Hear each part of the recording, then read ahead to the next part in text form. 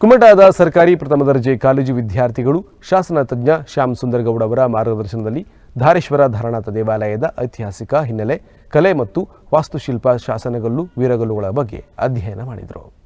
ಇತಿಹಾಸ ವಿಭಾಗ ಸರ್ಕಾರಿ ಪ್ರಥಮ ದರ್ಜೆ ಕಾಲೇಜು ಕುಮಟ, ಇತಿಹಾಸ ಸಂಘ ಸರ್ಕಾರಿ ಪ್ರಥಮ ದರ್ಜೆ ಕಾಲೇಜು ಕುಮಟ, ಹಳೆ ವಿದ್ಯಾರ್ಥಿಗಳ ಸಂಘ ಸರ್ಕಾರಿ ಪ್ರಥಮ ದರ್ಜೆ ಕಾಲೇಜು ಕುಮಟ ಮತ್ತು ಐಕ್ಯೂಎಸಿ ಸರ್ಕಾರಿ ಪ್ರಥಮ ದರ್ಜೆ ಕಾಲೇಜು ಕುಮಟ ಸಹಕಾರದಿಂದ ಪ್ರವಾಸೋದ್ಯಮ ವಿದ್ಯಾರ್ಥಿಗಳ ಪ್ರಾತ್ಯಕ್ಷಿಕೆಗಾಗಿ ಕುಮಟಾದ ಧಾರೇಶ್ವರ ಧಾರಾನಾಥ ದೇವಾಲಯಕ್ಕೆ ದಿನಾಂಕ 18/5/2024ರಂದು ಒಂದು ದಿನದ ಕ್ಷೇತ್ರ ಭೇಟಿಯನ್ನು ಕೈಗೊಳ್ಳಲಾಯಿತು. ವಿದ್ಯಾರ್ಥಿಗಳು ಧಾರೇಶ್ವರ ದೇವಾಲಯದ ಐತಿಹಾಸಿಕ ಹಿನ್ನೆಲೆ, ಕಲೆ, ವಾಸ್ತುಶಿಲ್ಪ, ಶಾಸನಗಳು, ವೀರಗಲ್ಲುಗಳು ಮುಂತಾದವುಗಳ ಬಗ್ಗೆ ಅಧ್ಯಯನ ಮಾಡುವ ಉದ್ದೇಶವನ್ನು ಹೊಂದಿದ್ದರು. ಶಾಸನ ತಜ್ಞ ಶ್ಯಾಮ್ ಸುಂದರ್ ಗೌಡ ಅಂಕೋಲ ಸಂಪನ್ಮೂಲ ವ್ಯಕ್ತಿಗಳಾಗಿ ಆಗಮಿಸಿದ್ದರು. ಇತಿಹಾಸ ವಿಭಾಗದ ಮುಖ್ಯಸ್ಥರಾದ ಪ್ರಮೋದ್ ಆರ್ ಹೆಗ್ಡೆ ಮತ್ತು ಉಪನ್ಯಾಸಕರಾದ ಗೋಪಾಲ್ ಕೃಷ್ಣ ರಾಯ್ಕರ್ ಹಾಗೂ ನವೀನ್ ಹುಣಸೂರು ವಿದ್ಯಾರ್ಥಿಗಳಿಗೆ ಮಾರ್ಗದರ್ಶನ ನೀಡಿದರು.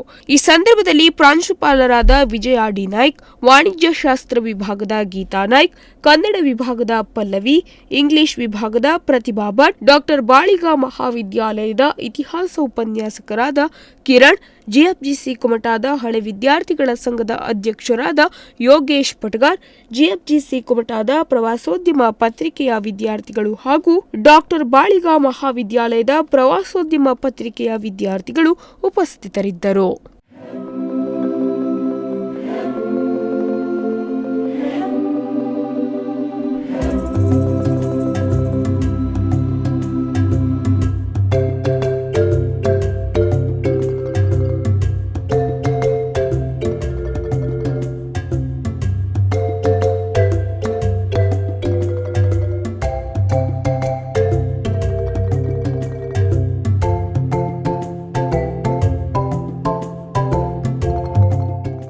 ಆರಂಭದಲ್ಲಿ ಧಾರೇಶ್ವರ ದೇವಾಲಯದ ಹೊರಗೆ ಮುಂಭಾಗದಲ್ಲಿರುವ 4 ವೀರಗಲ್ಲುಗಳ ಬಗ್ಗೆ ಸೂಕ್ಷ್ಮವಾಗಿ ಶ್ಯಾಮ್ ಸುಂದರ್ ಗೌಡರು ತಿಳಿಸಿದರು. ಈ ವೀರಗಲ್ಲುಗಳನ್ನು 3 ಅಡ್ಡಪಟ್ಟಿಕೆಗಳಲ್ಲಿ ಕೆತ್ತಲಾಗಿತ್ತು. ಇದರ ಶಿರೋಭಾಗವನ್ನು ಲಲಾಟವೆಂತಲೂ ಮೇಲ್ಭಾಗದ ರಾಕ್ಷಸನ ಮುಖಕ್ಕೆ ಕೀರ್ತಿಮುಖವೆಂತಲೂ ಕರೆಯುತ್ತಾರೆ.